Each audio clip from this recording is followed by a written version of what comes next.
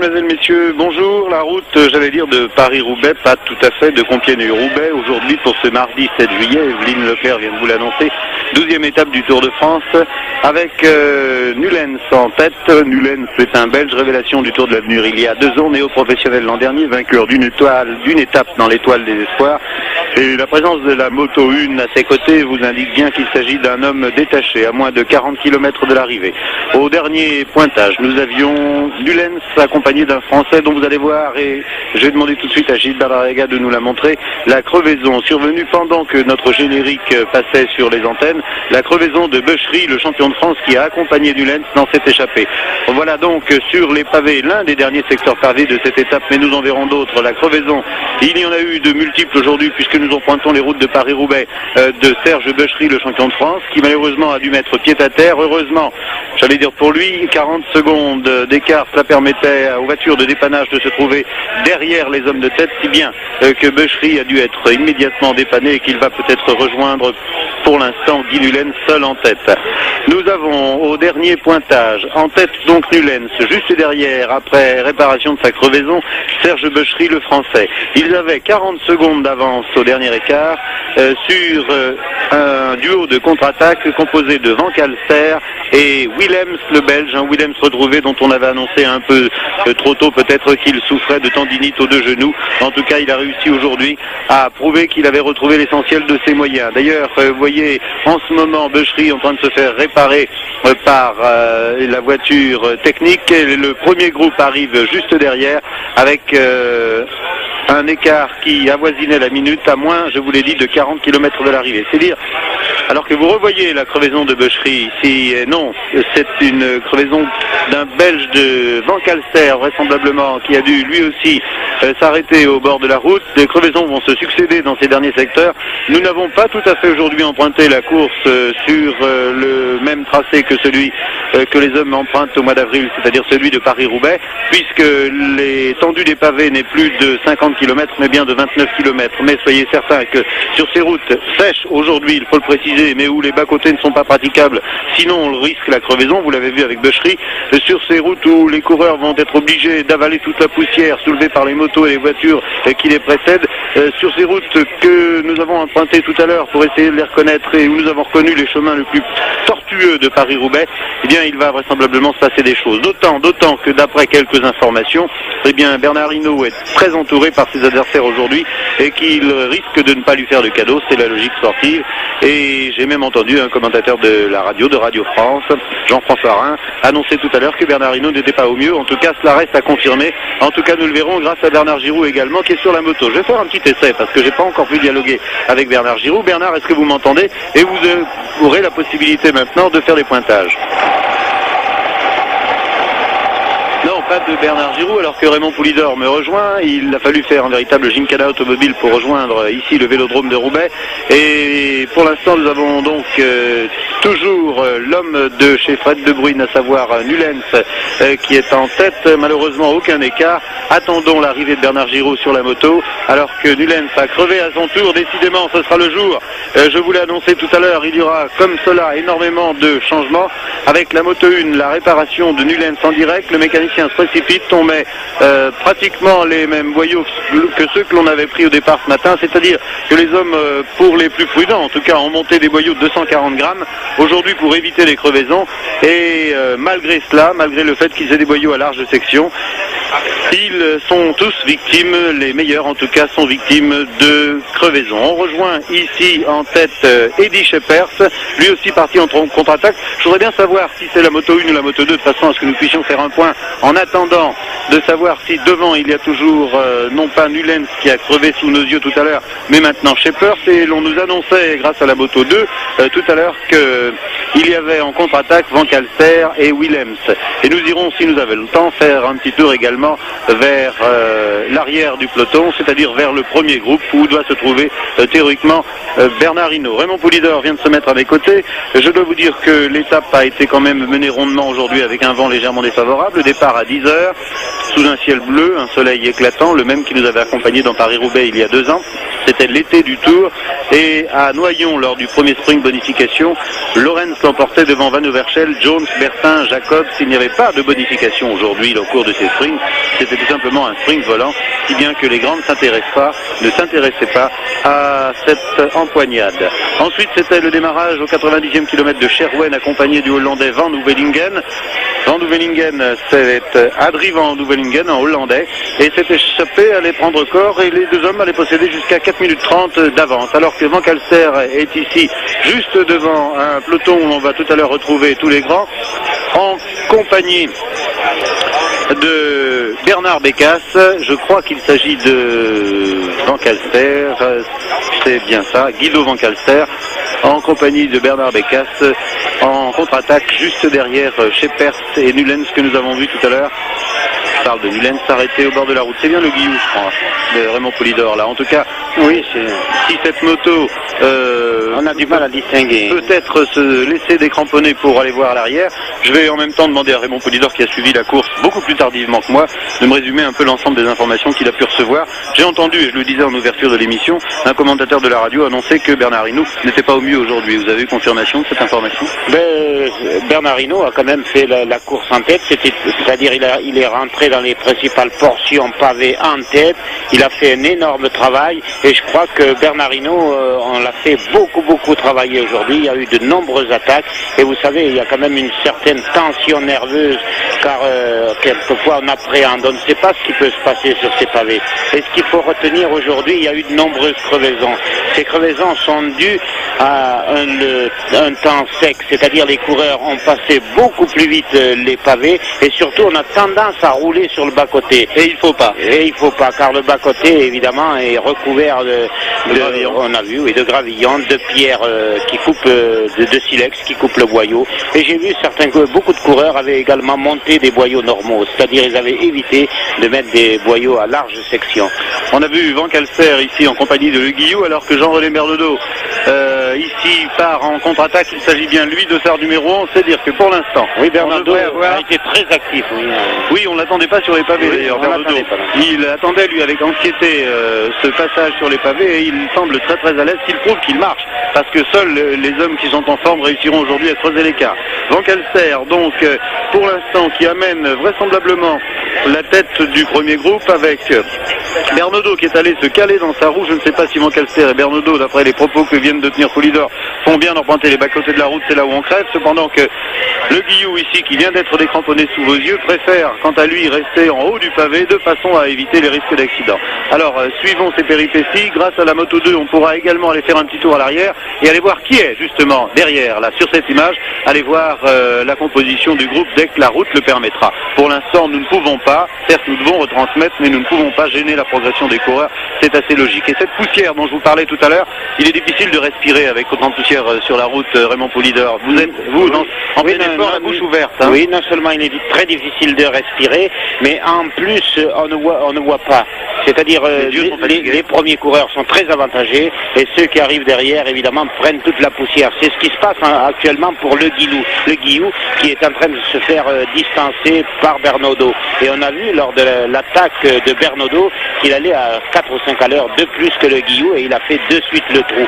Et ce qu'il faut retenir, c'est que Bernaudot maintenant est revenu au top niveau. Il a effacé son mauvais passage des Pyrénées, un mauvais passage peut-être dû aux trop grandes responsabilités qu'il avait. Alors je vais demander à Gilbert Larrega dans les écouteurs de me souffler à l'oreille s'il s'agit bien de la moto 1. Dans ce cas-là, nous serions avec la tête de la course, car tout à l'heure nous avons vu Scheepers devant. Oui, c'est vraisemblablement la moto 2 ici qui est en action. Scheepers était devant et Scheepers doit toujours être devant, nous ne l'avons pas vu crever. Dès que l'hélicoptère nous permettra de retrouver les coureurs, on pourra faire un petit point et peut-être aussi encore une autre tentative. Est-ce que Bernard Giroux m'entend maintenant? Bernard? Non, toujours pas de Bernard. Eh bien, attendons. Voilà la moto 1 maintenant, avec vraisemblablement l'effort de Scheepers. C'est bien ça. Décidément, les hommes de Fouad de Bruyne sont en pleine possession de leurs moyens aujourd'hui. Rappelons, je ne l'ai pas fait en début d'émission, les positions au classement général. En ce qui concerne en tout cas les meilleurs, il faut préciser que Hinault possède 41 secondes d'avance sur Anderson, qui a été 2 fois victime de crevaison et qui est revenu 2 fois avec le peloton aujourd'hui. Duclos-Lassalle est à 3 minutes 35 en 3e position. Rodriguez 4e à 3,44. Laurent à 4,31, 5e. Il a bénéficié de précieuses secondes hier grâce à son échappée. Leclerc, que l'on disait tout à l'heure parti en contre-attaque, mais qui a maintenant réintégré le peloton, était 6e à 5,20 ce matin. Ronny Claes, le 7e, le Belge de chez Caprisson, à 5 minutes 36. C'est le seul de l'équipe Caprisson à avoir monté d'ailleurs des boyaux fins pour faire la course aujourd'hui, m'a avoué Walter Godefroot. Van Impe est 8e à 5,42. Il aura lui aussi du mal à passer les pavés, mais comme il marche, eh bien espérons pour lui. Alberto Fernandez, espagnol, à 6,07 et Criquelion à 6,07 également. J'ai également noté les écarts de ces hommes que l'on retrouve tous les ans sur le haut du pavé, sur la route de Paris-Roubaix, et qui pourraient s'illustrer aujourd'hui. Ainsi, Zotmel qui est à 7 minutes 34. Il y a également Kuiper à 7,23, Luberding à 9,33, Knettmann à 9,44, De Wolf à 13,1, Peters à 13,52, Martens à 17,09, Delcroix à 21,13. Voilà pour les positions de ceux qui peuvent prétendre à la victoire sur le vélodrome de Roubaix. Est-ce qu'on peut dire, Raymond Poulidor, que la course est décantée? Elle est en train de se décanter, mais rien n'est acquis. Non, rien n'est acquis, mais il reste encore une portion de pavé. D'ailleurs, je crois qu'on est en train de l'aborder, très importante. Et là, certainement, les écarts risquent de se creuser, et le peloton qui est déjà très aminci, où il manque pas mal de coureurs, je pense, va encore se couper en plusieurs morceaux, et je crois qu'ici à Roubaix, il y aura des hommes qui seront très attardés, et même peut-être des hommes qui occupent les premières places du classement général. Mais ce qu'il faut remarquer, c'est qu'aujourd'hui, un garçon comme Van Impe, qui n'aime pas les pavés, je l'ai vu à plusieurs reprises en tête du peloton en compagnie de Bernard Hinault. C'est preuve que Van Impe marche à la grande forme. On a vu souvent comme ça Zotmel et Kuiper, en particulier il y a 2 ans sur la route de Paris-Roubaix. Les routes justement étaient sèches. On les a vus damer le pion aux grands spécialistes de ce genre d'épreuves.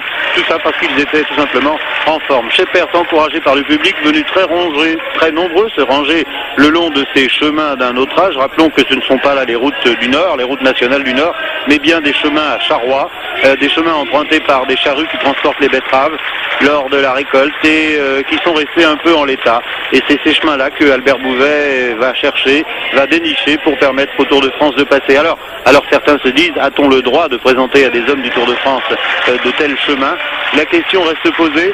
Il n'en reste pas moins que les grimpeurs ne sont pas avantagés par les Alpes et les Pyrénées, que les sprinteurs ne sont pas avantagés par les étapes de plat, et que les Belges, en particulier les spécialistes des pavés, rêvent tirer leur épingle du jeu sur ce genre de parcours. D'ailleurs, une phrase de Jacques Godet illustre assez bien ce que nous allons vivre pendant 3 quarts d'heure ensemble, Raymond Poulidor. Jacques Godet a écrit: le Tour ne serait plus le Tour s'il n'avait un côté inhumain, l'excessif est nécessaire. Vous êtes d'accord? Oui, bien sûr. D'ailleurs, il suffit de voir le nombre public qui s'est massé tout au long de ce parcours, qui a emprunté lui aussi ces routes bosselées, ces routes pavées, oui, ces chemins, si l'on peut dire. Et ce public est présent. Et je crois que c'est ce qui fait un peu la grandeur du Tour de France, de Paris-Roubaix, des épreuves cyclistes d'un genre bien particulier.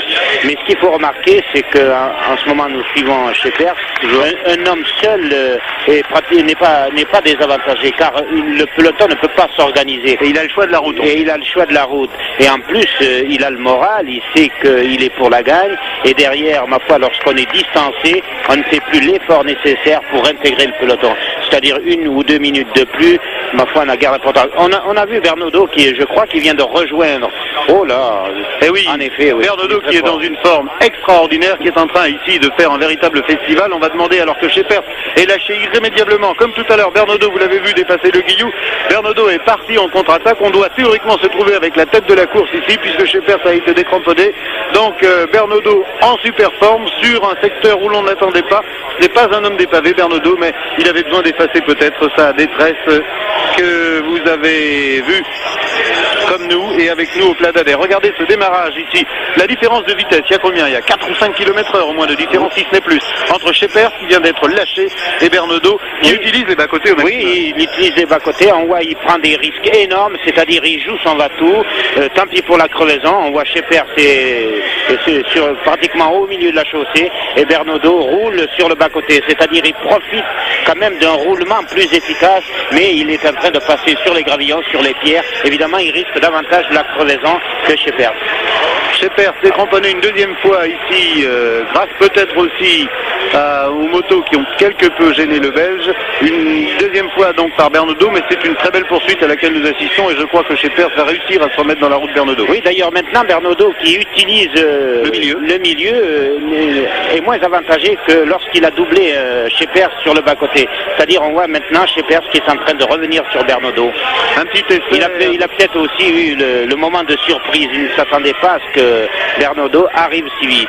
Un petit peu d'eau au passage, envoyé par un spectateur, je crois qu'il va s'en servir pour s'asperger. On ne la boit pas, c'est tout. Non, on ne la boit pas, c'est-à-dire il a quand même la gorge sèche avec la poussière et une petite gorgée d'eau est la bienvenue.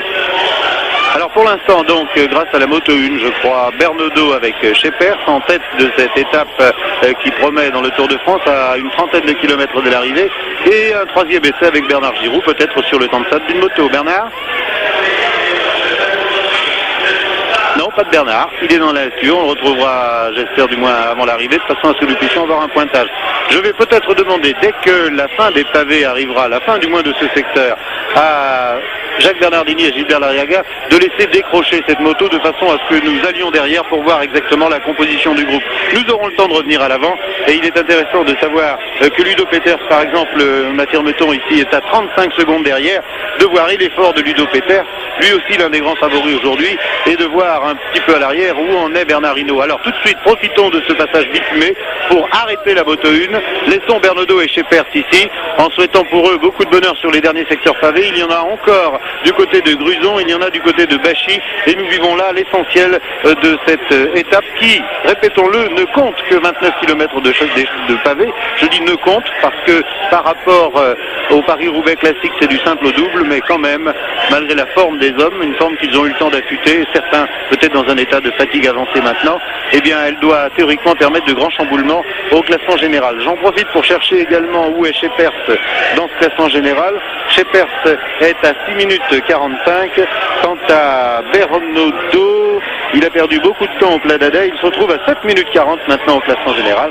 C'est dire que je ne pense pas qu'il puisse tout de suite aller damer le pion à Bernard Hinault, que nous allons retrouver grâce à l'hélicoptère. Fait-il partie de ce groupe? On va le savoir tout de suite. Il y a là, on va suivre ce groupe grâce à la moto 1 qui s'est laissé décramponner de Ralek, peut-être Zotmel, je n'en suis pas sûr, j'ai cru deviner Luberding, on va le savoir tout de suite. Alors en tout cas, il y a Ludo Peters comme annoncé qui est là, il y a juste devant un autre Ralek et De Wolf, j'ai bien l'impression qu'il s'agit d'un Vermeer, De Wolf qui ferait partie de cette attaque, cette contre-attaque, Donc 3 hommes qui, pour l'instant, sont à la poursuite de Bernaudot et Scheepers. Les Tirarleg en forme, on les attend. Ce sont des Hollandais, toujours à l'aise sur ces sortes de pavés. Hein. Oui, ce qu'il faut remarquer, il serait intéressant de voir si Bernard Hinault n'a pas été victime d'un incident mécanique, d'une crevaison.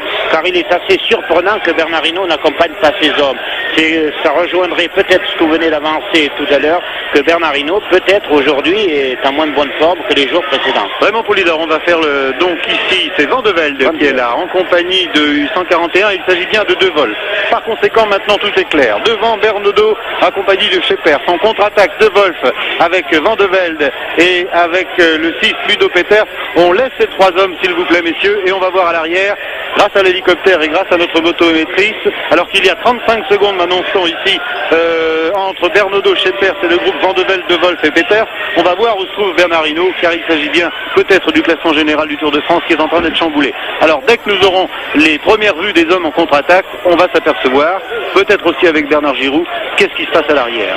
Nous passons sur l'autoroute Lille-Paris, ensuite on doit fréquenter encore quelques mauvais passages du côté de Schering et du côté de M, et voilà le peloton, qui n'est pas très loin, d'après cette image qui nous parvient tout de suite, on va pouvoir peut-être détailler cette vue du peloton si on se laisse passer en profitant de la route large par ce groupe. Alors essayons de les identifier au passage. La moto 1 va se laisser glisser. On va tout de suite savoir évidemment les hommes de Bernard Hinault qui font le travail, avec le Guillou qui est là, avec également Arbès, avec Bernard Hinault qui est là et qui semble bien, ma foi, donc pas de problème pour lui, avec Job Zotmel dans sa roue. La caméra va se retourner, on ne peut pas les identifier, ça va trop vite. Il y a ici également Bernard Vallet, j'ai cru reconnaître, il s'agit bien également de Sherwen Vanim, avec le petit Vanim qui est là, le 114 que vous apercevez, c'est Fortia, étonnant de trouver un espagnol. Donc il y a Fortia, il y a aussi le 135 qui est à droite, à l'équipier de Bernard Hinault, Yvon Bertin. Il y a ici le petit Vanim qui est bien, Agostinho, je reconnais son style, le 41 qui lui aussi est en train de surprendre, il faut le dire. Également Seznec, Christian Seznec. On peut dire qu'il y a presque tout le peloton ici alors finalement, avec Boston Mavic ici, Terlink. Oui, tous les principaux favoris sont là. Mais ce qui est intéressant, c'est la poursuite qui est engagée derrière Bernaudot. Et je crois que ce serait la meilleure chose qui puisse arriver à Bernaudot, que les 3 hommes qui sont en poursuite derrière rejoignent Bernaudot. Ils profiteraient de leur travail pour creuser l'écart éventuel sur Bernard Hinault, qui en ce moment ne peut compter que sur l'aide de 2 équipiers. Alors on va essayer de faire un petit inventaire. Dès que la caméra le pourra, elle remontera ce groupe. On a aperçu ici le dossard 50 qui est celui de Marcel Tinezzi, lui aussi accompagne les grands. Faisons l'impasse puisqu'on ne pourra pas faire l'inventaire total de ce peloton. C'est la moto 1, c'est-à-dire celle de tête, qui est actuellement au travail. Je pense que nous avons quelques ennuis techniques avec la moto 2. Une crevaison sur la gauche, c'est celle de Willy Terling qui est obligé de laisser partir le peloton et qui pourra peut-être revenir tout à l'heure. Et il doit y avoir vraisemblablement une quarantaine d'hommes dans ce peloton, c'est-à-dire que tous les grands doivent être là, et Duc Le Lassalle qui attend peut-être le moment de la contre-attaque, et pourquoi pas Laurent, dont j'ai vu un dossard déchiré tout à l'heure, qui a peut-être été victime d'une chute. Alors on va remonter dès que la route le permet. Notre moto va passer devant ce peloton pour voir Tinezzi ici qui est en cercile, on peut le dire, à l'arrière. J'ai aperçu Laurent tout à l'heure, on a vu le maillot vert de Martel, d'ailleurs il se découpe sur la gauche de votre écran au fil des virages, à droite maintenant, et on a vu également le travail entamé par les équipiers de Bernard Hinault. J'ai cru reconnaître le Guillou qui est obligé de faire le forcing. Il n'est pas à la fête, Bernard Hinault, en ce moment. Hein. Non, en ce moment, puisqu'il a quand même des hommes dangereux à surveiller, car j'ai vu Zotemek qui était dans sa roue, et évidemment Zotemek ne va pas relayer, Van Imp ne va pas le relayer non plus, et il a à se défendre également d'autres Peugeot, c'est-à-dire, je ne sais pas si Duclos Lassalle on l'a pas aperçu, est là, et il y a Michel Laurent aussi. Il doit surveiller ses hommes. Alors on va faire un petit inventaire. Le 107 qui est ici, c'est Nulens qui était tout à l'heure devant. Le 62 que vous apercevez, il s'agit de Ronny Claes à surveiller aussi. 107, 62, le 50 c'est Tinezzi qui vient de demander un bidon à son directeur sportif. J'ai l'impression qu'il y a Winen qui est pas loin là-bas derrière le 70. Et puis dès que nous serons passés de l'autre côté des arbres, la caméra de la moto deviendra exploitable et on pourra recommencer en remontant vers l'avant notre petit bilan avant de rejoindre les hommes de tête. En surveillant si Bernaudot Bernaudot sera rejoint par le groupe Van de Velde. C'est ça intéressant. Bernaudot victime d'une crevaison à l'avant, nous annonçons. C'est-à-dire que, ah oui, tout est en train de changer au fil des kilomètres. C'est un peu illogique quand même, Raymond Poulidor, de voir tout le travail fait à l'avant et puis d'être stoppé bêtement par une crevaison. Ça fait partie de la course. Oui, ça fait partie de la course, mais je crois qu'il vaut mieux crever à l'avant qu'à l'arrière, car on est dépanné beaucoup plus rapidement. On a la voiture qui est là de suite. On perd un minimum de temps, mais évidemment, on est retardé. Vous ne parlez pas de la roue avant ni de la roue arrière, hein. Vous parlez du fait de se trouver en tête de la course. Alors, dès qu'elle le pourra, et je sais que j'ai demandé quelque chose de difficile à notre moto, de passer maintenant sur un secteur qui sera un peu plus avantageux pour que nous puissions voir le travail de Bernard Hinault pendant quelques instants, le travail de ses équipiers à la poursuite de Bernaudot. On avait tout à l'heure Schepers et Bernaudot devant et juste derrière Van de Velde, accompagné, ne l'oublions pas, de Ludo Peters et puis Fons de Wolf. Regroupement, nous annonçons à l'avant de la course, c'est-à-dire que pour l'instant Schepers doit se trouver seul devant, Bernaudot qui a été dépanné en poursuite, le groupe Van de Velde, Peters et De Wolf ayant été absorbés par le groupe Hinault. Voilà, c'est quand même étonnant dans ces derniers kilomètres d'un véritable mini Paris-Roubaix de trouver autant d'hommes, ici roue dans roue, dans le final, Raymond Poulidor. Oui, mais je crois qu'il ne faut pas comparer Paris-Roubaix et une étape du Tour de France, car les hommes ont déjà plus de 10 jours de course, c'est-à-dire on a moins d'influx nerveux. Certains coureurs, certains spécialistes de classique, notamment les Belges, qui dans Paris-Roubaix, c'est une course d'un jour, sont beaucoup plus nerveux et prennent énormément de risques, tandis que là, ils ne veulent pas prendre de risques, ils veulent terminer le Tour de France. On a vu donc Bernaudot, on a vu tout à l'heure devant, j'ai aperçu le maillot blanc d'Anderson ici c'est Seznec, le numéro 7 c'est Prime, dès que la moto pourra passer, elle le fera. Je m'aperçois également que c'est Bernard Hinault qui est en train de mener dans le secteur pavé, remarquablement passé, alors qu'Agostinho profite à gauche du moindre carré de bitume pour aller s'infiltrer et éviter de fréquenter les pavés. Il y a aussi Verlinden avec le 221 maillot rouge que vous voyez à gauche qui est là. Le 141 c'est De Wolf, c'est lui qui était tout à l'heure devant et qui maintenant a été absorbé par le peloton. Le 36 c'est Nilsson, le 123 que vous voyez ici c'est Ronald de Witt, lui aussi à l'aise sur les pavés. Et voilà, en deux files, ceux qui préfèrent éviter les crevaisons et rouler au milieu de la route et les autres qui préfèrent, et ils sont les plus nombreux, passer sur les secteurs de bitume qui là, il faut le préciser, dans ces derniers kilomètres de course sont beaucoup plus fréquentables que ceux que nous avons vus avant. En tout cas, ne perdons pas de vue qu'il devrait théoriquement y avoir toujours Schepers devant, et si Schepers ne résiste pas à la poursuite entamée par les hommes de Bernard Hinault, à ce moment-là, on pourrait avoir un regroupement général et Bernard Hinault aurait fait une bonne opération. Oui, il lui sera très difficile à Schepers de tenir seul, car en ce moment, le peloton bénéficie quand même d'accotement qui est bitumé. Et là, on voit que les coureurs roulent très vite. Et Schepers, pour arriver seul, ça lui sera difficile. Sinazzi toujours en serre-file, notre moto est derrière le dernier. Et puis on a vu aussi avec quelle aisance Martin s'est évolué dans ces secteurs pavés. On l'a vu faufiler de l'arrière et maintenant il se trouve en tête du peloton en l'espace de quelques mètres. Je peux vous faire une petite confidence, Raymond. Je l'ai mis premier dans mon pronostic aujourd'hui, Martin. Moi j'ai mis De Wolf. Alors on va voir le résultat tout à l'heure. La course n'est pas décantée, regroupement. Encore un petit essai pour Bernard Giraud peut-être. Bernard ? Jean-Michel Leliot. On va retrouver les hommes devant. Jean-Michel et Bernard, est-ce que vous m'entendez? Oui, je vous entends, mais je suis... Bernard Giraud. Oui. Bernard Giraud, je ne l'entends pas. Jean-Michel Leliot? Oui, je vous entends, Jean-Michel, mais nous sommes très très loin à l'arrière. J'ai vu passer tous les coureurs car nous avons été déviés tout à l'heure et j'étais bloqué par la circulation, un peu victime du succès du Tour, c'est-à-dire que notre voiture n'a pas pu revenir dans la course dans les temps. Mais je suis actuellement sur la moto et nous allons essayer de revenir sur la tête de la course. Bernard? Oui. Oui, vous m'entendez? Oui, je vous entends. Voilà, alors le point. Mais je suis très loin à l'arrière. Là, nous essayons de revenir très très vite avec le motard, oui, car notre voiture a été déviée. Nous avons observé scrupuleusement le règlement, mais un peu victime du succès du Tour. Nous avons eu beaucoup de difficultés à passer, ce qui fait que nous avons eu quelques petits problèmes pour retrouver notre moto. Et maintenant, j'ai vu passer les coureurs devant moi il y a un petit moment. Il y avait Schepers avec 10 secondes d'avance. Ensuite, Bernaudot est 15 secondes plus loin le peloton, mais je pense que nous allons bientôt les revoir. Nous allons à toute vitesse et c'est assez difficile de se frayer un passage. Bernard, écoutez, vous nous rappelez dès que vous êtes en tête de la course, voilà, il est là, Nicolas Salle. On se demandait où il était tout à l'heure. Et on a vu le dossard 15, c'est bien lui. Duc de la Salle donc qui est là, avec les équipiers de Bernard Hinault, avec Ebzofmel, dossard numéro 1, Bernard Hinault. Qu'est-ce qui assure le travail devant? Il s'agit encore de Bécasse et Le Guillou, je crois, Jean-François Rodriguez aussi qui doit être à la peine, avec Bernard Hinault qui laisse à personne le soin de mener. Et on va demander à notre caméra, alors que l'écart est de 20 secondes, d'aller maintenant à l'avant. Très bien, on se retrouve avec deux caméras, c'est parfait, avec Scheepers et Bernaudot, qui a été dépanné et qui a pu se remettre dans les roues. Ça veut dire, Raymond Polidor, que les dépannages se font très rapidement. Est-ce que l'homme de tête a tendance à attendre un petit peu dans ce cas-là, non?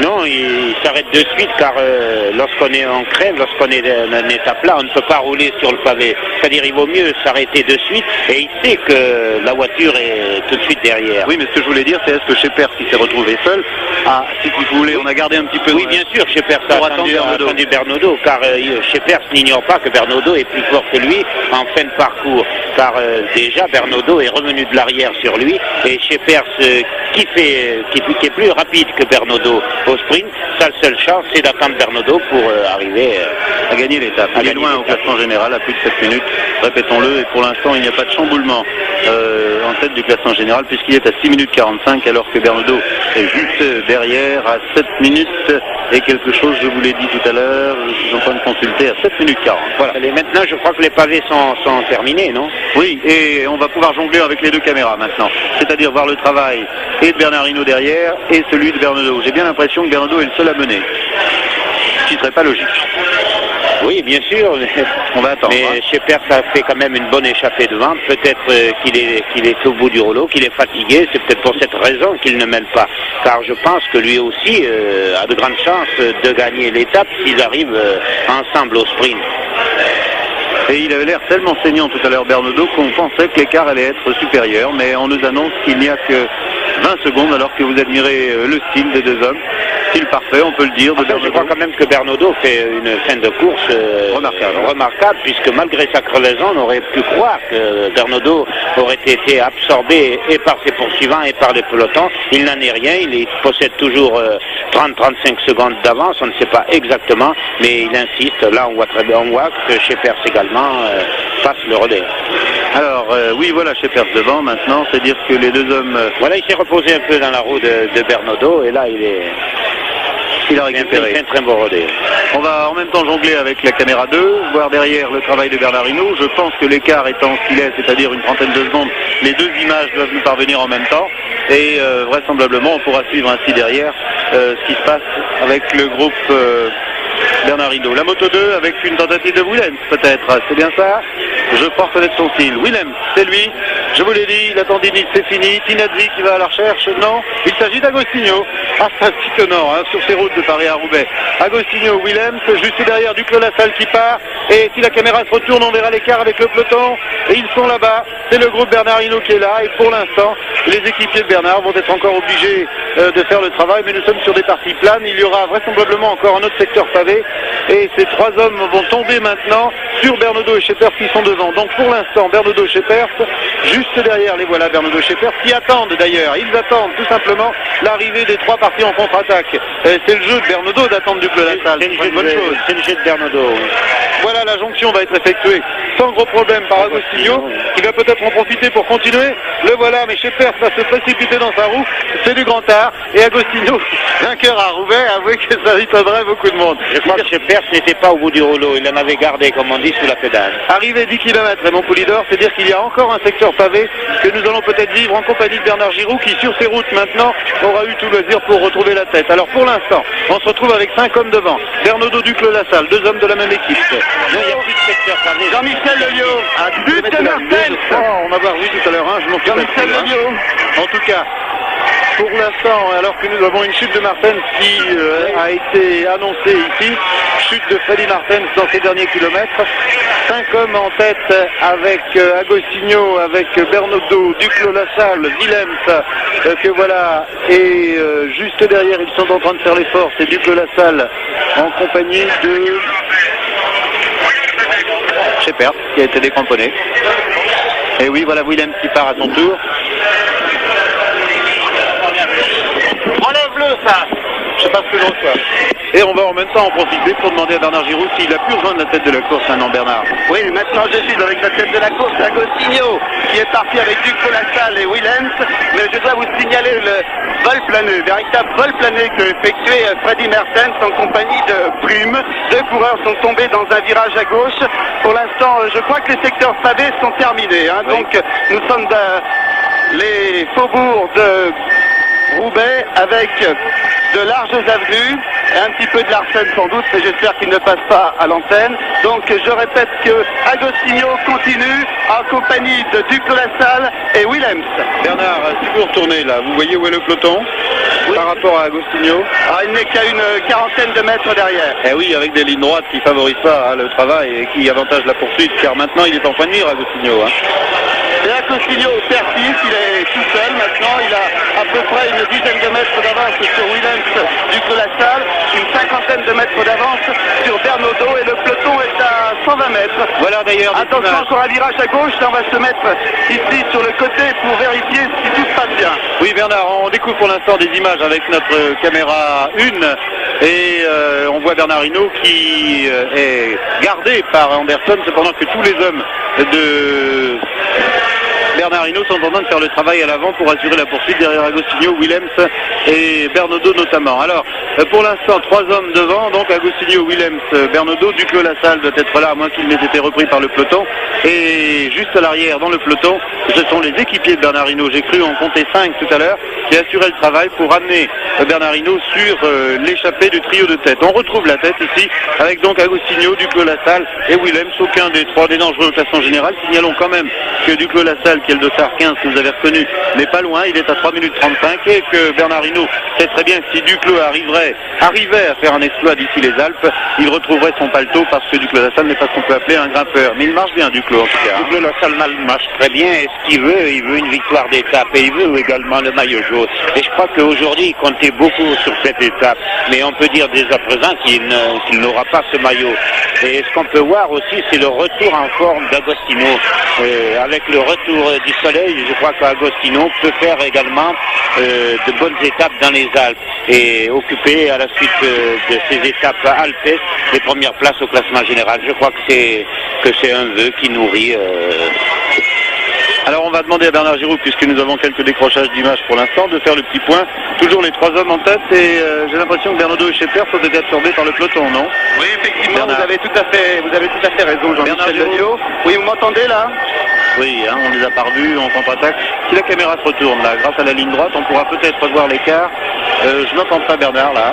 Jean-Michel? Oui, je vous entends là maintenant. Oui, plus que 10 secondes d'avance pour les 3 hommes de tête. Effectivement, Bernaudot a été absorbé par le peloton.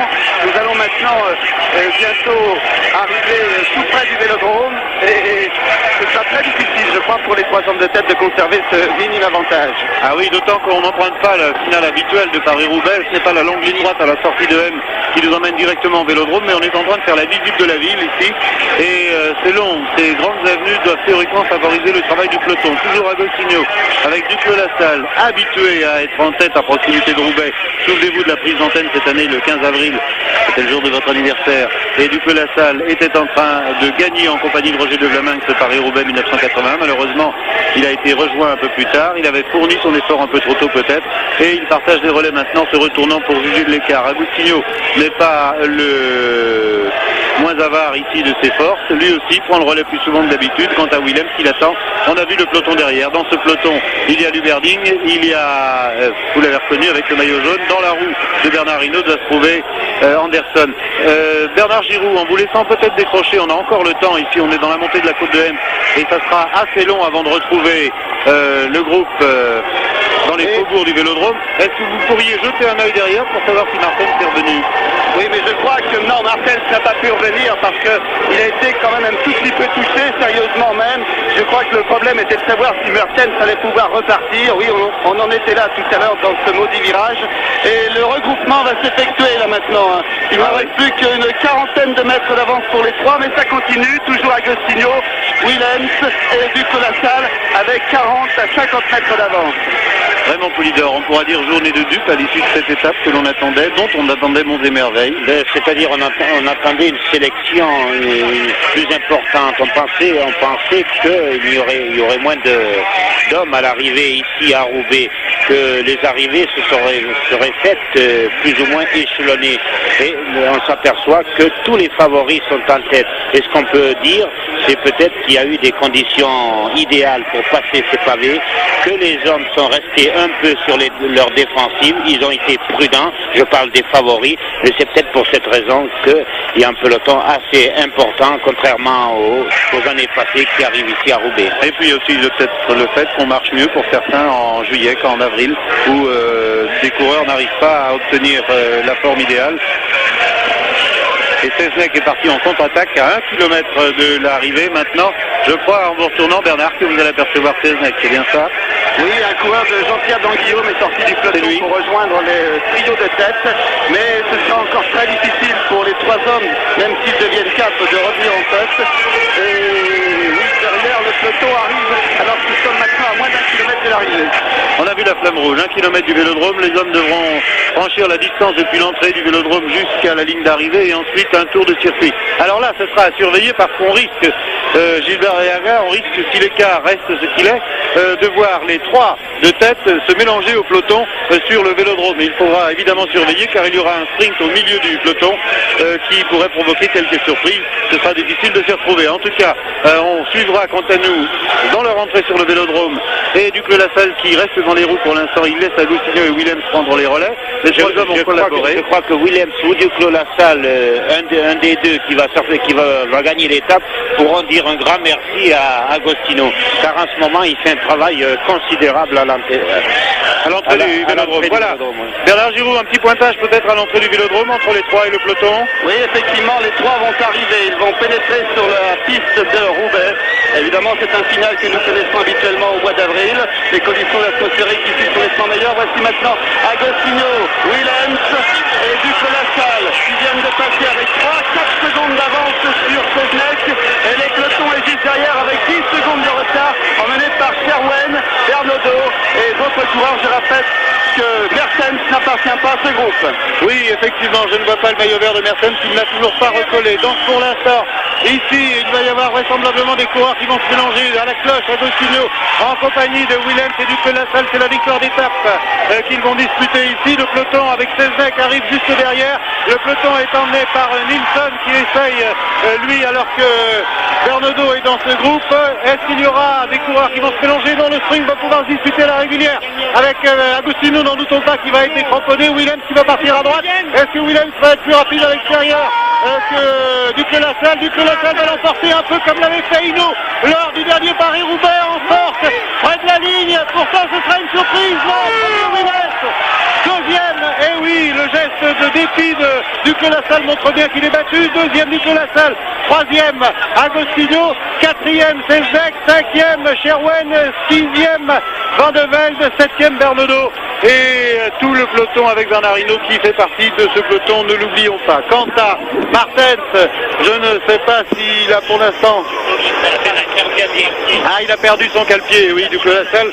Je m'étais levé pour suivre le sprint. On va revoir l'incident au cours du sprint. Regardez, Duclos-Lassalle avait la course gagnée pratiquement à 50 mètres de la ligne. Willems n'arrivait pas à passer à l'extérieur. C'est tout à fait le même sprint qu'avait mené Bernard Hinault au mois d'avril ici pour gagner Paris-Roubaix, en particulier contre Moser. Et puis, ici, un ennui de cale-pied. Regardez le pied qui s'en va, le pied droit. Ah, ça, c'est un incident rare. Hein. Il faut dire que l'effort est tellement violent que parfois les cours relâchent. C'est ce qui s'est passé, oui, je pense qu'il a peut-être oublié de serrer le cale-pied sur les trépitations des pavés. Et c'est ce qui a produit cet incident. C'est regrettable, car c'était la victoire de l'étape assurée. Voilà, d'autres coureurs qui arrivent, en particulier Freddy Martens. J'ai déclenché mon chronomètre, 2 minutes de retard pour Freddy Martens, mais cela n'aura aucune influence sur le classement général puisqu'il était très loin, mais il n'a pas pu disputer le sprint pour le maillot vert aujourd'hui. Dans ce groupe, il y a Eddie Clipper, j'aperçois Freddy Martens, il y a Van Den Hoop, il y a Van Den Broek, il y a également ici Cric et Lyon en compagnie de Serge Bechery. Un groupe qui arrive donc à 2 minutes, mais n'oublions pas que les grands favoris aujourd'hui ont gardé leur réserve peut-être, mais en tout cas n'ont plus départagé, alors qu'un Terlink, il me semble qu'il s'agit bien de lui, est en train de mener ici le sprint dans ce deuxième groupe. Un Terlink, ce ne serait pas étonnant. Pourquoi? Eh bien parce que tout à l'heure il a été victime d'une crevaison et qu'il a pris le deuxième wagon qui arrivait juste à l'arrière, en sprint même pour la 30e place ici, et ce sprint sera remporté par Mathis devant Mariano Martinez qui a perdu 2 minutes aujourd'hui et qu'on espère voir dans les Alpes. Voilà donc pour cette étape de Compiègne à Roubaix. 1 minute 56 pour ce groupe puisque les temps sont pris à l'entrée du Vélodrome. Un sprint où malheureusement l'incident du Clos-la-Salle le prive d'une victoire, on peut le dire. Il était en train de gagner vraiment. Oui, je pense qu'il aurait gagné l'étape et c'est assez regrettable car gagner ici sur le Vélodrome de Roubaix, c'est preuve d'un grand champion et je crois que du Clos-la-Salle il comptait beaucoup, il a le moral pour passer les pavés, il sait qu'il est un coureur de Paris-Roubaix. Alors lorsqu'on arrive ici sur le Vélodrome, et on est obligé pratiquement de passer dans ces chemins et sur ces pavés quelquefois qui sont assez difficiles à franchir, et du Clos-la-Salle aujourd'hui n'a pas réussi à gagner cette étape et je crois que c'est regrettable. D'après vous, qu'est-ce qui s'est passé avec le cale-pied du Clos-la-Salle?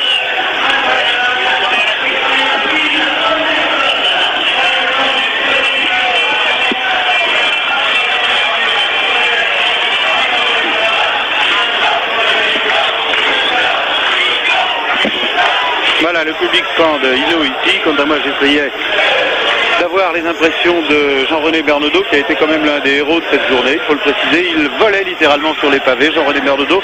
C'est bon augure, il a retrouvé le coup de pédale avant les Alpes. Oui, je pense que c'est bien pour lui. Il a retrouvé et le coup de pédale et surtout le moral. Car je crois que le moral en avait pris un coup à la suite de la première étape des Pyrénées. Tout le monde attendait Bernaudot et je crois qu'il a un peu déçu et il en a subi les conséquences par la suite. Et je crois qu'aujourd'hui, tout cela a été passé et on l'attend à nouveau dans les Alpes. Eh oui, ce sera une bonne explication. Malheureusement, avec ces minutes de retard accumulées dans le plat d'Adet, eh bien, il ne peut plus prétendre jouer les premiers rôles. Remarquez qu'avec la chaleur, on va assister à des bouleversements maintenant. Qu'est-ce qui se passe sur l'organisme d'un coureur alors que Jean-René Bernaudot nous rejoint? La première chaleur est délicate à affronter. Ben oui, les premières chaleurs, quelquefois, les coureurs ne les supportent pas. Il faut qu'ils s'habituent. Et n'oublions pas que demain, on rentre en Belgique. C'est une étape courte qui est quand même assez difficile, vallonnée avec le mur de Grammont. Très nerveuse. Et quelquefois, une échappée peut se développer dès le départ. Et je crois en tout cas que l'étape de demain sera très rapide. Voilà, j'ai demandé à Jean-René Bernaudot d'arriver près de nous ici. On l'a vu en tête tout à l'heure. Avec Raymond Poulidor, on a dit qu'il voltigeait. Restez avec moi, Raymond, parce que si vous avez des questions à lui poser, ne vous gênez pas. Et on va aussi demander à notre caméra 2 de montrer le visage de Jean-René Bernaudot, qui est à nos côtés, de façon à ce que vous voyez ce que les hommes quand même ont dû endurer aujourd'hui. C'était pas un Paris-Roubaix. On n'en avait pas la difficulté et on a été surpris de voir des hommes tels que vous et Agostinho aujourd'hui en tête de la course. Pas surpris, disons, je pense que l'étape du Tour de sur les pavés ne ressemble pas tellement à celle de Paris-Roubaix. Il y a quand même la fatigue des étapes précédentes. Et puis, vous voltigez aujourd'hui. On vous a vu passer chez Perse une première fois. Le Guillou n'a pas pu prendre la roue. Et ensuite, vous étiez toujours devant. C'est dommage que je crève à 5 km d'arrivée parce que peut-être qu'avec ces 15 secondes perdues, peut-être qu'on avait une chance d'aller au bout. En tout cas, on a dit avec Raymond Poulidor également, c'était le signe que vous retrouviez toutes vos qualités avant d'affronter les Alpes, parce qu'on ne peut pas passer les pavés de telle façon sans avoir retrouvé le grand coup de pédale. Oui, effectivement, après ce qui m'est arrivé dans les Pyrénées, je me dois de refaire voir un petit peu, parce que je pense que j'étais vraiment complètement dans les choux. Je vois des garçons comme le Jaretta, j'aurais dû être avec eux au plat d'Adet, donc pour moi maintenant, il va falloir me racheter de ce mauvais début de tour, sinon je risque de plonger un petit peu, mais enfin, moi, il n'y a pas de raison, je fais bien mon métier, alors... Vous savez qu'il y a une chose qui s'est passée qui est importante aujourd'hui. Raymond Poulidor, on n'y a pas pensé, je viens tout d'un coup d'y songer. Du Clos-la-Salle devant, temps pris à l'entrée du circuit, au classement par équipe. Ça va peut-être permettre aux hommes, c'est sur les 3 premiers. Non, ça va peut-être... Oui, 50 secondes, ça va peut-être... Quand même, oui, mais petit à petit, vous grignotez. On grignote, c'est ça. Vous cherchez quand même de déposséder l'équipe Renault Gitane de ce trophée, parce que le trophée par équipe, il est pas à chercher. C'est quand même un classement qui a une valeur, et puis nous, on se doit vis-à-vis de la maison Peugeot de faire le maximum. Hein. On n'est pas payé par Renault, on est payé par Peugeot. Nous, on se doit de se défoncer, quitte à exploser. Je pense qu'il faut attaquer, il faut faire une course de mouvement. Hein. Nous, on n'a rien à perdre dans le Tour de France, hein, vous savez, il faut se faire voir. on va pas se résigner, sinon c'est pas logique au contrat qu'on signe avec nos maisons. Hein. Vraiment, hein, c'est assez normal parce que s'il n'y avait pas cette équipe cette année dans le Tour, on se demande bien comment se déboulerait un peu le Tour de France. C'est la seule à attaquer pour l'instant. Depuis 3 jours, on voit que. Oui, bien sûr. D'ailleurs, ils savent que c'est à cet endroit qu'ils peuvent faire échec à Bernard Hinault, essayer de le distancer, car dans les Alpes, il leur sera très difficile de distancer Bernard Hinault. Mais je crois tous les ans, c'est un peu le même problème, la même chanson. On se bat pour des secondes alors que les Alpes seront déterminantes et où il y aura de nombreuses minutes d'écart aux arrivées. Car si les Pyrénées ont été adoucies, je crois que les Alpes cette année ont été durcies et là il y aura des écarts considérables. Même des garçons comme Van Nim qui aujourd'hui a suivi relativement assez facile, car Van Nim n'aime pas les pavés et c'est preuve qu'il est en forme et il pourrait des fois créer la surprise dans les Alpes, aussi bien Bernaudo qui pourrait revenir à son meilleur niveau également. Vous avez côtoyé Bernard Hinault quand même avant d'être devant. Aujourd'hui, il nous a paru comment, Jean-René? Bernard marche très bien quand même. Hein. Il court bien, il s'appelle pas. Enfin, comme je vous dis, on n'a pas le droit de se résigner, hein. Même si Bernard est plus fort. Hein. Alors c'est dommage, vous savez aussi que vous avez failli gagner l'étape parce que du coup la salle, il a eu un petit ennui Vous savez, dans le vélo, on faillit souvent. Hein. Oui, Zotmel est là, Bernard Thévenet vient à nos côtés, lui aussi pour essayer de tirer une leçon de cette journée. On a vu avec Jean-René Bernaudot qu'on a assisté pratiquement à un faux Paris-Roubaix aujourd'hui parce que les secteurs pavés n'étaient pas assez nombreux, n'étaient pas non plus dans les mêmes états qu'au mois d'avril. Et la guerre, certes, s'est déclenchée, mais ça a été une guerre de position. Chacun est resté un petit peu à l'intérieur de ses réserves, vous croyez, aujourd'hui? Non, je ne pense pas parce qu'il y a un moment, au début, un bon moment avant le ravitaillement, il y a eu une cassure et Bernard Hinault était dans le second groupe, donc ça a dû tout de même rouler très très vite. On l'a dit en début. D'ailleurs, ça roulait très très vite aujourd'hui, mais les conditions climatiques étant bien meilleures que l'année dernière, il y a eu beaucoup moins d'écart entre les principaux favoris, mais il y a des coureurs qui arrivent toujours, il y en a qui sont encore sur la route, donc finalement, il faut tout de même bien voir qu'il y a eu des écarts entre tous les coureurs. Oui, enfin, ce qu'on peut dire aussi, c'est que ceux qui arrivent maintenant, ils ne font pas partie de ceux qui pourraient prétendre essayer de taquiner Bernard Hinault. Ces derniers jours, on roule à 45 à l'heure et ils finissaient avec les premiers tout de même. Il y aura peut-être des éliminés aussi à propos, parce que ça va dépendre de la moyenne, mais j'ai regardé tout à l'heure, ça doit être du 16% par rapport au temps du vainqueur. 16%, ça fait beaucoup tout de même. Bernard Thévenet, l'ambition, non pas de terminer dans les 15 premiers du Tour comme l'an dernier cette année, mais d'essayer de gagner une étape, c'est ça? Oui, bien sûr. Enfin, aujourd'hui, c'était difficile parce que c'est vraiment pas mon terrain. Oui, mais on va vous voir quand?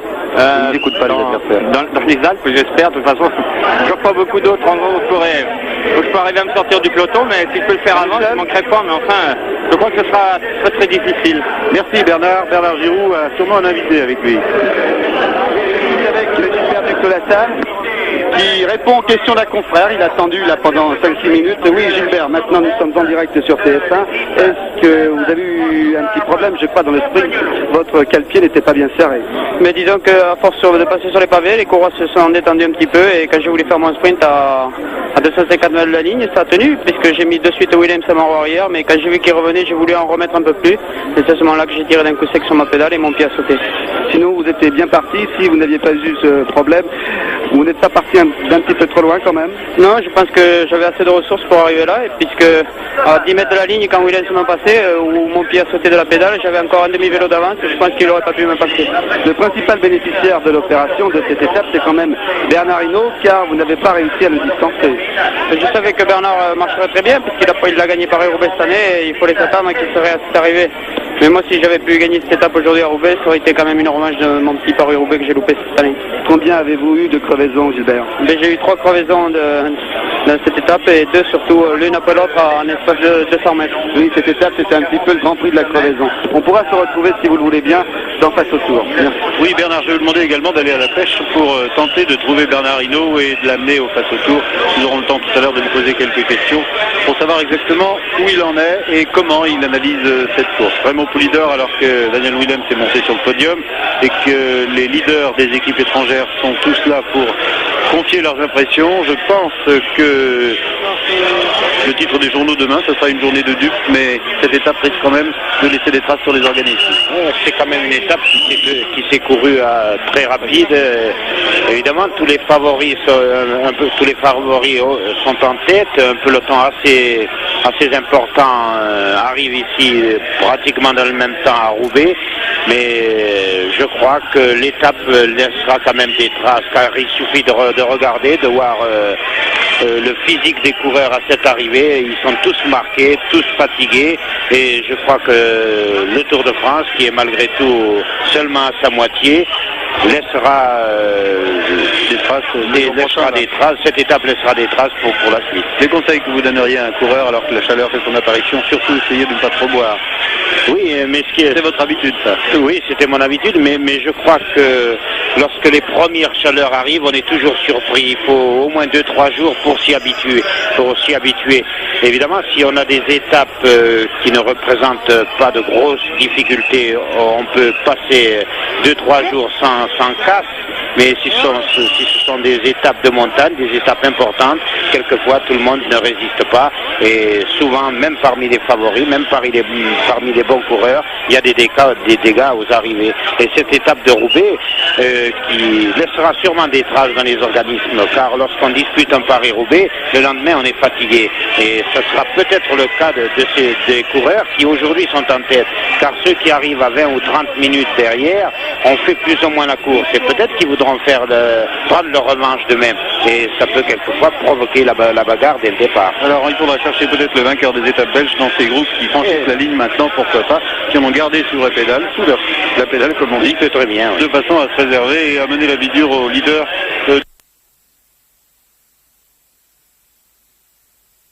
Cette année, mais d'essayer de gagner une étape, c'est ça?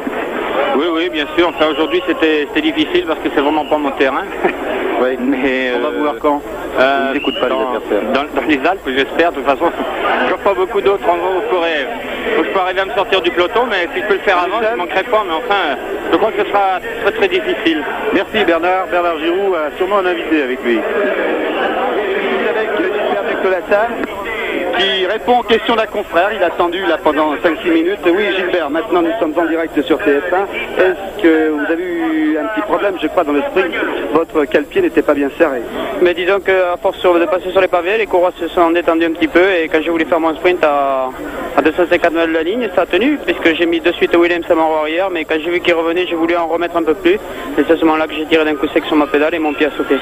Sinon, vous étiez bien parti, si vous n'aviez pas eu ce problème, vous n'êtes pas parti d'un petit peu trop loin quand même? Non, je pense que j'avais assez de ressources pour arriver là, et puisque à 10 mètres de la ligne, quand Williams m'a passé, où mon pied a sauté de la pédale, j'avais encore un demi-vélo d'avance, je pense qu'il n'aurait pas pu me passer.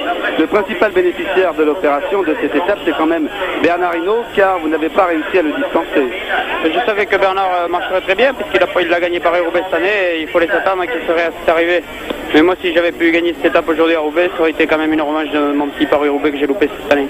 Combien avez-vous eu de crevaisons, Gilbert? J'ai eu 3 crevaisons dans cette étape, et 2 surtout, l'une après l'autre en espace de 200 mètres. Oui, cette étape, c'était un petit peu le grand prix de la crevaison. On pourra se retrouver, si vous le voulez bien, dans Face au Tour. Merci. Oui, Bernard, je vais vous demander également d'aller à la pêche pour tenter de trouver Bernard Hinault et de l'amener au Face au Tour.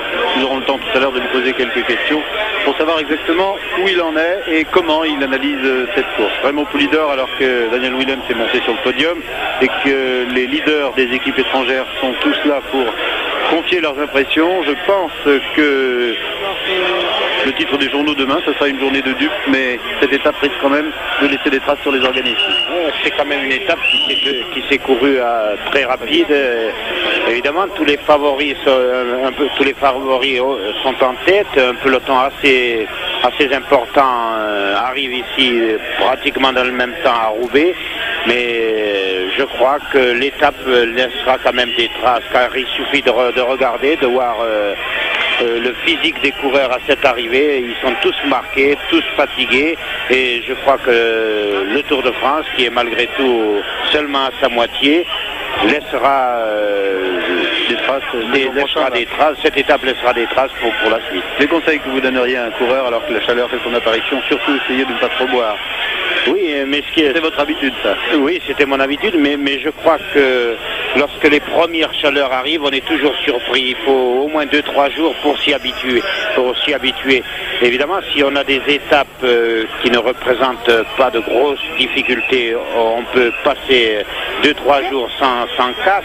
mais si ce sont des étapes de montagne, des étapes importantes, quelquefois tout le monde ne résiste pas et souvent même parmi les favoris, même parmi les bons coureurs, il y a des dégâts aux arrivées. Et cette étape de Roubaix qui laissera sûrement des traces dans les organismes, car lorsqu'on dispute un Paris-Roubaix, le lendemain on est fatigué. Et ce sera peut-être le cas des coureurs qui aujourd'hui sont en tête, car ceux qui arrivent à 20 ou 30 minutes derrière ont fait plus ou moins la course. Et peut-être qu'ils voudront prendre leur revanche d'eux-mêmes. Et ça peut quelquefois provoquer la bagarre dès le départ. Alors il faudra chercher peut-être le vainqueur des étapes belges dans ces groupes qui franchissent la ligne maintenant, pourquoi pas, qui en ont gardé sur la pédale, la pédale comme on dit, très bien, oui. De façon à se réserver et à mener la bidure au leader demain. Et rassurez-vous, il n'y a pas, à mon avis, puisqu'on a pu détailler tout à l'heure le groupe de tête, il n'y a pas de grand battu. Si je consulte le classement général, je me suis aperçu qu'Anderson était là, Duclos-Lassalle était là également. J'ai aperçu Jean-François Rodriguez faire le travail pour Bernard Hinault en tête du peloton. Michel Laurent, on l'a vu dans le peloton. Régis Clerc a été en contre-attaque, il doit lui aussi faire partie du premier groupe. On a vu également Ronnie Klaes, on a vu Van Impe, on a vu Criquelion est attardé, il va perdre sa 10e place au classement général. On a vu par contre Verlinden avec son dossard 121 tout à l'heure. Et on a aperçu également Shepard devant en compagnie de Wellen. C'est-à-dire qu'il n'y aura pas de grande modification. Duclos-Lassalle va grignoter quelques secondes mais garder sa 3e place au classement général. Quant au classement de l'étape, eh bien c'est ce monsieur qui l'a enlevé. Daniel Willems, l'un des favoris de cette journée, dont on disait qu'il souffrait d'une tendinite aux 2 genoux. Rassurez-vous, il n'en est plus rien. 2e, Duclos-Lassalle à la suite d'un incident que vous avez vécu en direct. 3e, Agostinho. 4e, 6-18-34 m'a indiqué Jean-Pierre Jeunet. 6-18-39 à 5 secondes. Ah oui, c'est à l'entrée du Vélodrome. Seulement 5 secondes, ce qui fait que Duclos-Lassalle aujourd'hui se retrouvera non plus à 3 minutes 35 mais à 3 minutes 30 de Bernard Hinault. Donc Sezdek 4e et à 6-38-41 Sherwen. Cependant que le 6e c'est Van de Velde, comme nous vous l'annoncions avec sa montre leader au moment de l'arrivée. On se retrouve dans un instant en compagnie de Bernard Hinault et de Bernard Giroux au cœur de la tribune face au tour. Merci.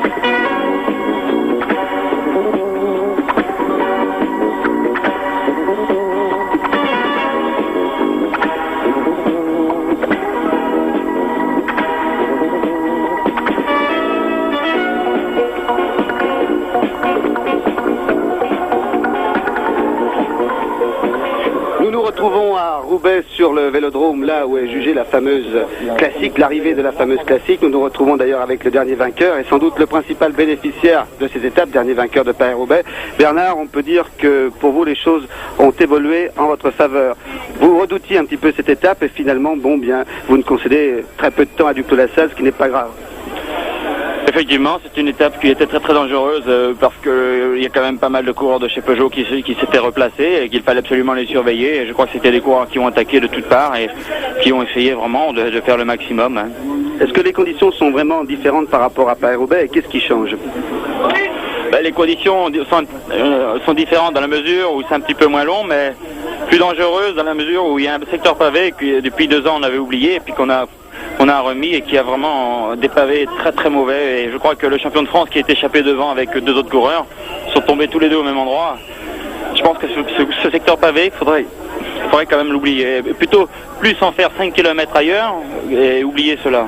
Bon, on va poser la question à Félix Lévitan qui est le principal concerné dans cette affaire. Est-ce qu'il faut conserver ces pavés? Faut-il en conserver tout autant d'ailleurs? Est-ce qu'il faut les réduire ou bien est-ce qu'il faut les oublier comme l'a dit Bernard Hinault? Je crois que ça fait partie quand même du Tour de France et que chacun atteint cette étape. Vous savez que je ne suis pas mes responsabilités.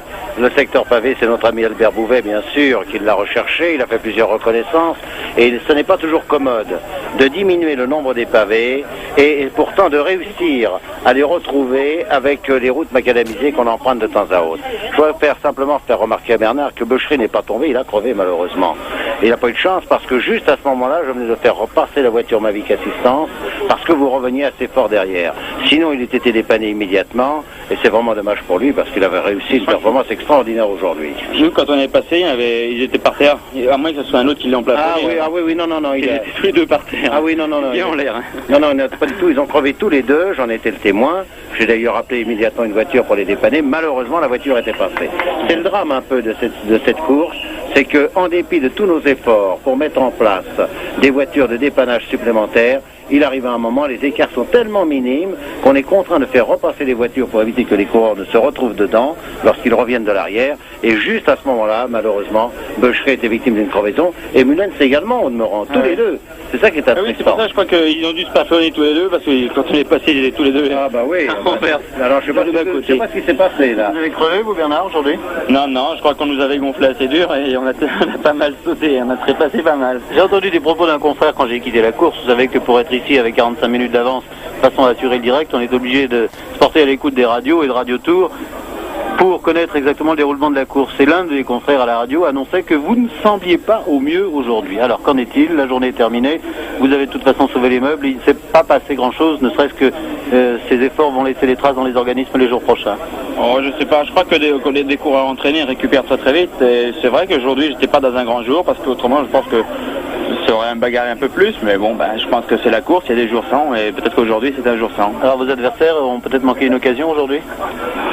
Oh non, je crois qu'il faut féliciter l'équipe Peugeot qui a vraiment attaqué de tous les côtés de manière à faire la course, et je pense qu'il y avait d'autres équipes aussi qui ont essayé, mais je pense que j'avais une équipe qui était très forte aujourd'hui et qui a vraiment bien limité la casse. Oui, je crois qu'il faut interpréter la situation d'une manière un tout petit peu différente, Jean-Michel.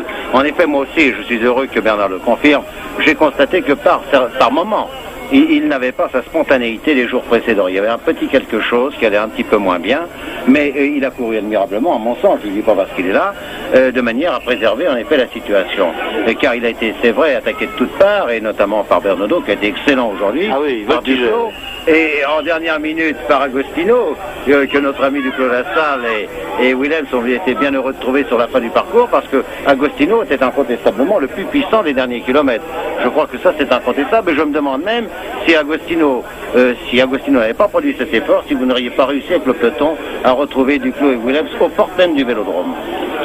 Il se peut parce que j'ai vu 4 équipiers, 5 équipiers même qui ont roulé très fort pour revenir, et puis surtout pour limiter le temps de Gilbert, parce que Gilbert, s'il se rapproche de trop, ce sera un coureur à surveiller encore de plus près. Il est à 3,30 ce soir au classement général, il était à 3,35, il y a 5 secondes à l'entrée du Vélodrome. Oui, mais c'est pour ça qu'il fallait, si on le laisse partir, ça fait tout de suite 1 minute, parce que 5 coureurs qui roulent bien, c'est vite fait de reprendre 1 minute. Hein. Mais d'ailleurs, vos équipiers n'ont pas toujours été là à la pointe du combat, ils sont revenus cependant sur la fin, on a retrouvé le Guillou d'abord, et puis ensuite on a vu apparaître Bérard, on a vu apparaître d'autres coureurs comme Boyer, qui peut-être avaient eu des malheurs. Boyer a crevé d'ailleurs. Quelquefois ils se trouvent pas très bien, je pense que c'est pas toujours facile de rentrer tous ensemble en tête sur les pavés, parce qu'on est sur une grande route, et puis le passage se rétrécit pour y passer que 2 coureurs. Donc ils se retrouvent intercalés un petit peu partout, et le temps de revenir, quand ça s'est bien allongé sur les pavés, c'est difficile. C'est vrai que ce que je voulais dire, c'est qu'il faut expliquer aux téléspectateurs le fait que Bernard Hinault soit en train de grignoter ici un petit sandwich. Vous avez la fringale, tout simplement, quoi. C'est ça? Ça lui arrive pas souvent, hein.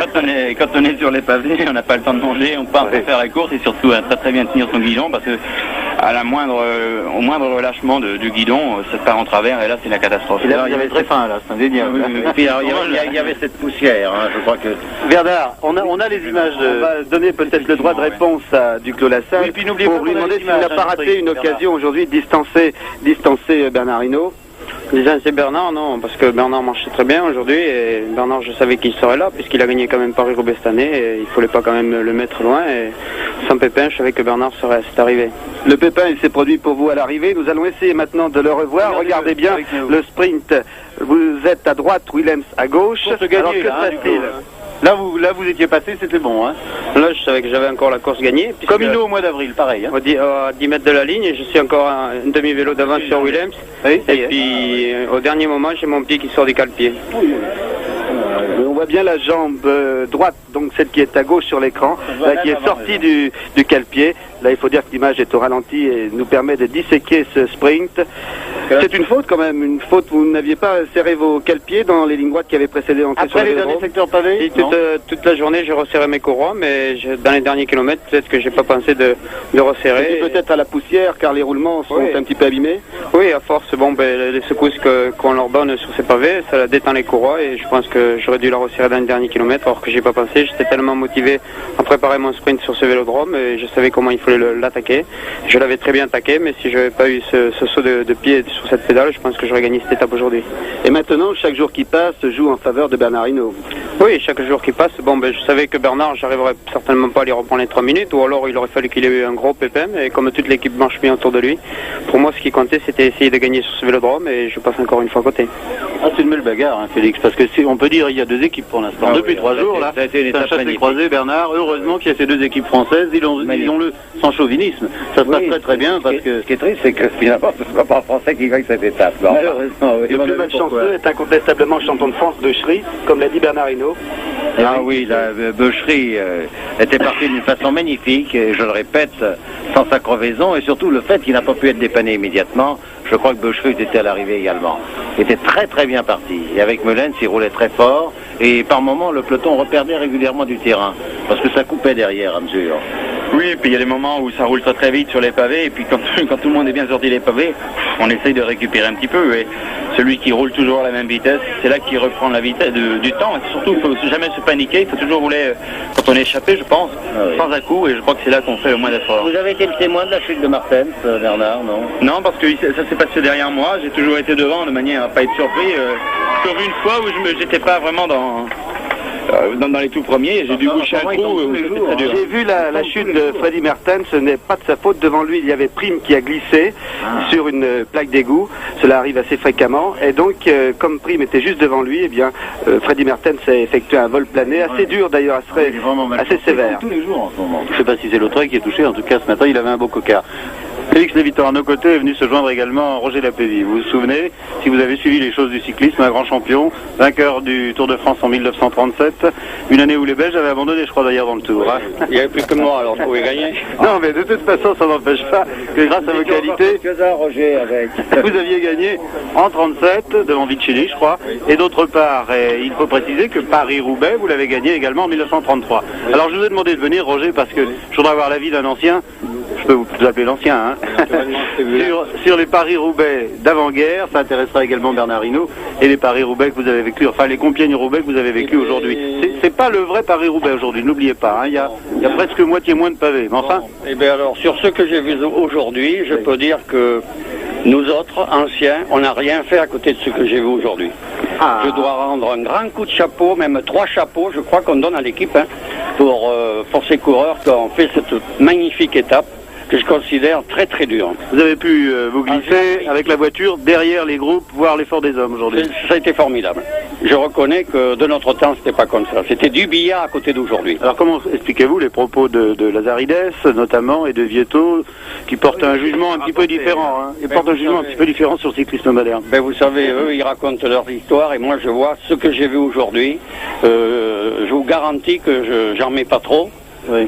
Chapeau pour les coureurs d'aujourd'hui. Vous aviez fait Paris-Roubaix à une époque où on prenait certes les routes nationales, mais elles étaient pavées.